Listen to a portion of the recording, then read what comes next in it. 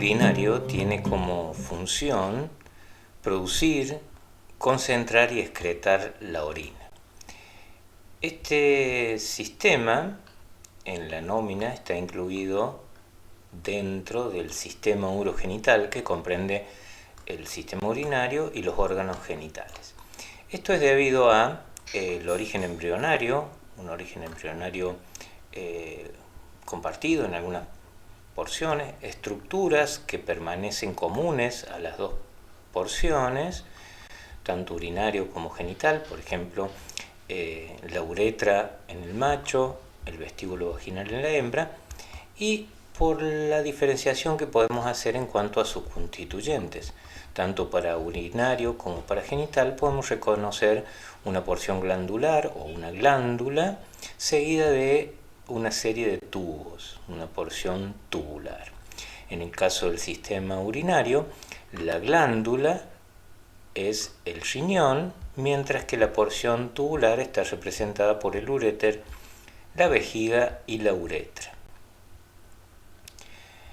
El riñón es, como dijimos, una glándula mixta que se encarga de producir orina y como parte exócrina, y tiene una función endocrina también en la regulación de la tensión, etc. Se encarga de excretar productos de desecho en un medio líquido, mantener el equilibrio osmótico mediante esa selectividad, regular el pH de la sangre y la presión arterial. La unidad funcional, anatómica funcional del riñón es la nefrona. El riñón es un órgano par que tiene forma de poroto, un color rojo intenso, rojo oscuro en el perro, algo un tinte amarillento en el gato. Sus superficies son lisas, está en la cavidad abdominal, dorsal, en relación al techo del abdomen, y su situación es retroperitoneal, es decir, se encuentra entre la pared del abdomen y la hoja parietal del peritoneo. Esto significa que no hay un meso para el riñón, ya que no hay una lámina intermedia de sostén o de nutrición. Es un órgano que está encapsulado, es decir, el parénquima está contenido en una cápsula fibrosa. Esa cápsula fibrosa con el riñón están a su vez protegidos por una cápsula adiposa que los rodea, un cuerpo adiposo, un cuerpo de grasa que sirve de protección. Si tomamos ambos riñones en relación al peso vivo, en el perro representa más o menos el 0,5% de su peso. Esto va a variar mucho de acuerdo al tamaño del perro, y en los gatos anda alrededor del 0,8%. Cuando digo que va a variar de acuerdo al tamaño del peso, no es la relación con el peso vivo, sino el peso absoluto de esos riñones. El riñón, cuando está encapsulado, tiene una consistencia firme, elástica, y cuando se saca la cápsula, su consistencia es más friable, es decir, más granulosa. Externamente, a los riñones le podemos reconocer dos caras, dos bordes y dos extremos o polos. Una cara dorsal que está en contacto con el techo del abdomen, en principio podríamos decir con los músculos sublumbares. La cara ventral, que va a estar en relación, en contacto con algunas vísceras, dependiendo de qué lado sea el riñón, van a ser esas vísceras. Dos bordes, un borde lateral convexo, un borde libre, y un borde medial que presenta una depresión donde está el ilio del riñón, es decir, donde está el lugar de ingreso tanto de la arteria, la vena, como la salida del uréter. Los extremos, un extremo craneal y un extremo caudal. Internamente es fácilmente reconocible. Este es un riñón fijado, los colores no son los de un riñón fresco. podemos reconocer una médula más interna y una corteza externa. A su vez, en cada una de estas porciones podemos reconocer una parte convoluta de la corteza y una parte radiada, más interna, y en la médula también dos zonas, una zona externa y una zona interna. Sobre la médula, en la parte más medial, vamos a encontrar una cresta, que es el lugar de desembocadura de todos los túbulos colectores de la orina. Esa cresta se denomina cresta renal. Hay un espacio, que es el seno renal, y en ese seno renal se va a introducir, se va a acomodar el comienzo del uréter, que ya vamos a ver la forma y su disposición. En cuanto a la irrigación, esto podría ser una perra vista desde ventral. Acá se ha retirado toda la parte digestiva. Vamos a ver, el riñón derecho en general se encuentra más craneal que el izquierdo. En el caso del riñón derecho, su extremo craneal, su polo craneal, hace contacto con el hígado, con el lóbulo caudado del hígado. El borde medial del riñón derecho está cerca, a veces en contacto con la vena cava caudal,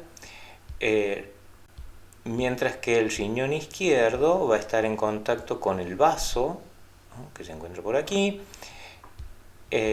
y su borde medial va a estar en relación a la arteria aorta. La arteria aorta es el lugar de donde salen las arterias renales, que son las que van a irrigar este riñón.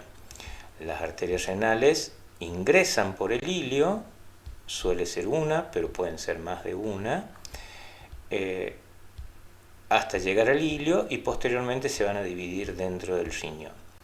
El retorno venoso se realiza por las venas renales, que desembocan a ambos lados de la vena cava caudal, que es la vena que desemboca, o una de las venas, que desemboca en el atrio derecho del corazón.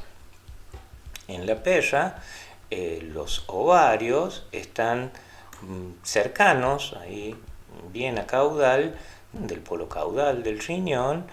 Incluso tienen un ligamento suspensorio que pasa más o menos por lateral de ese riñón, un pliegue de peritoneo, y que va a llegar hasta el diafragma, ese ligamento suspensorio. Acraneal del cráneo medial del riñón derecho vamos a encontrar una glándula que se denomina glándula adrenal, y del riñón izquierdo la otra glándula adrenal. Internamente, la arteria renal comienza a dividirse en diferentes arterias. Salen unas arterias que son lobulares o interlobulares, es decir, se disponen entre los lóbulos del riñón. Si bien originalmente el riñón es un órgano lobulado y los lóbulos tienen esta forma de pirámide invertida, posteriormente, en el caso de los carnívoros, esos lóbulos se fusionan y terminamos viendo un riñón como un solo lóbulo. Nos queda, para marcar esa lobulación, estas arterias interlobulares. Las arterias interlobulares, que ingresan por el borde medial, desde el borde medial, van a progresar hasta el límite entre la corteza y la médula, y se van a convertir en arterias arqueadas. De esas arterias arqueadas surgen las arterias interlobulillares, es decir, estas son interlobulares, estas interlobulillares, de donde salen las arterias aferentes, que van a formar el glomérulo. Ese glomérulo es el lugar de filtración de la sangre para la producción de orina, que después sigue por una serie de túbulos, y van a volver para irrigar ya de manera nutricia. Esta es una arteria que se convierte en un ovillo capilar, una arteriola, y después sigue como arteriola para esa red capilar ya de nutrición. La sangre retorna como venas interlobulillares o venas interlobulares. Esto explica por qué un infarto o un problema de circulatorio a este nivel genera una cicatriz más o menos con la forma de una pirámide invertida, ya que el patrón de irrigación es ese. A partir de una arteria interlobular se va a irrigar un área más o menos piramidal, más o menos triangular. Una característica de la irrigación de estos riñones es que la sangre viene por una sola vía, es decir, es un tipo de circulación terminal, no tiene aportes de arterias colaterales. En el caso del canino, y después vamos a comparar algunas cuestiones con el gato, en el caso del canino, el riñón derecho, que se encuentra más craneal, se ubica más o menos a la altura de la última costilla y dos primeras vértebras lumbares en relación a los músculos sublumbares por dorsal, en relación al duodeno descendente y al lóbulo derecho del páncreas por su cara ventral. En tanto, el riñón izquierdo, que va a estar más o menos a la altura de las primeras lumbares, es decir, aquí la última costilla, dos primeras lumbares, aquí las primeras tres lumbares, va a estar en contacto con el colon descendente, con el vaso. Generalmente el riñón izquierdo es más pesado que el derecho, ¿sí? El largo de estos riñones, el largo absoluto, los centímetros que mide cada riñón, va a depender de la talla, es decir, de la raza, del tamaño del perro, que como ustedes saben es bastante variable. En el caso del gato, los riñones del gato son mucho más globosos, sus caras son bien convexas, tanto la cara dorsal como la cara ventral. Tiene un tinte más amarillento, normalmente, y es de destacar la presencia y cómo se visualizan en el animal estas venas capsulares, que son muy notables en el gato. Los riñones, además, se encuentran bastante más a caudal, o un poco más a caudal que en el perro. El riñón derecho está en las primeras 4 lumbares. Recordemos que los riñones del gato son grandes en relación al tamaño del animal, mientras que el riñón izquierdo se encuentra a partir de la segunda vértebra lumbar. A partir del seno renal surge el uréter, y el uréter surge con esta dilatación que se denomina pelvis renal. La pelvis renal es la dilatación proximal del uréter, es decir, esta pelvis renal que recoge la orina que se va produciendo en el riñón y que viene desde los conductos colectores, se ubica en el seno renal, y en este sector estarían desembocando los túbulos colectores a nivel de la cresta renal. Posteriormente, el uréter adopta su forma característica de tubo, es un tubo muscular, un tubo de tres capas, una mucosa, una muscular, una adventicia o serosa eventualmente. Tienen un recorrido retroperitoneal por dorsal del abdomen hasta llegar a la cavidad pélvica, donde se separan del techo y se van a ubicar con una dirección caudoventral para terminar desembocando en la vejiga. La vejiga es una bolsa de almacenamiento de la orina. Ahora, la desembocadura de esos uréteres tiene una característica particular.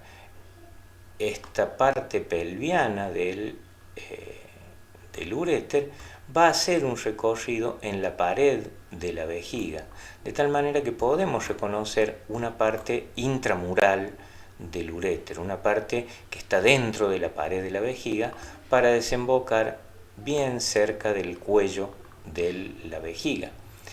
Esto es un seguro, ya que cuando esta vejiga está llena, la presión del líquido cierra ese uréter e impide que la orina haga un recorrido retrógrado hacia el riñón.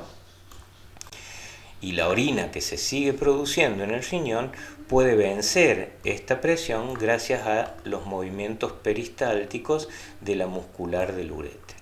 Entonces puede seguir ingresando orina, la vejiga se va a seguir dilatando, sobre todo sus porciones más craneales, el cuerpo y el ápex, mientras que no va a haber un retorno de esa orina desde la vejiga al uréter gracias a este cierre. A la vejiga le vamos a reconocer tres porciones. Tiene una forma de pera, una porción más caudal que se denomina cuello, que es el lugar donde desembocan los uréteres por dorsal del cuello, un cuerpo que tiene gran capacidad de dilatación, una vejiga llena puede llegar más o menos hasta la región umbilical, cuando está vacía está cercana al pubis, en la cavidad abdominal, y un ápex. En este ápex vamos a reconocer una cicatriz, que es la cicatriz del uraco, y tiene que ver con ese conducto alantoideo del feto, que sale por el cordón umbilical y después del nacimiento se cierra. Tiene una cara dorsal que está en contacto con el útero, en el caso de la hembra, con el pliegue genital en el macho, y una cara ventral que está en contacto con el piso del abdomen. Está sostenida por tres ligamentos, dos ligamentos laterales que lo unen a la pared del abdomen y un ligamento mediano que lo une al piso del abdomen, une a la vejiga con el piso del abdomen. Son pliegues de peritoneo. Por el borde libre o el borde craneal de los ligamentos laterales vamos a encontrar una estructura más o menos cilíndrica que corresponde al ligamento redondo de la vejiga, y son las arterias umbilicales que después del nacimiento tienden a cerrarse. En el perro, estas arterias umbilicales mantienen cierto flujo de sangre para irrigar alguna porción de la vejiga. Aquí vemos un esquema de los ligamentos laterales de la vejiga. En su borde libre estaría el ligamento redondo y el ligamento mediano que la une al piso. La mucosa de la vejiga, un epitelio, como ustedes saben, de transición, podemos reconocer una parte donde los pliegues, por más llena que esté la vejiga, no van a desaparecer. Estos pliegues se denominan columnas uretéricas y corresponden al pasaje del uréter por la pared de la vejiga, por la pared dorsal de la vejiga. Esto se ve desde la mucosa. Desde la desembocadura propiamente dicha de los uréteres y el comienzo de la uretra, es decir, este orificio uretral interno, nosotros podemos dibujar un triángulo que se denomina triángulo o trígono vesical y que tiene algunas características particulares.